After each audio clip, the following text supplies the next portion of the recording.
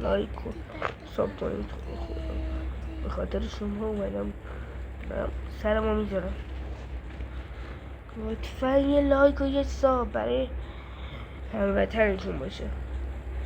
اگه همینطوری زحمت بخوام بکشیم بدون یه لایک و یه ساب که نمیشه. باید همیشه با هموطنتون باشیم، نه ولمونشون کنیم. شاید میخوام بگیرم حالا یه لایک و ساب حق منه، حق من ایرانی دیگه دارم زحمت میکشم از شما ویدیو تهیه کنم یا من زحمت کشیدم لایک و ساب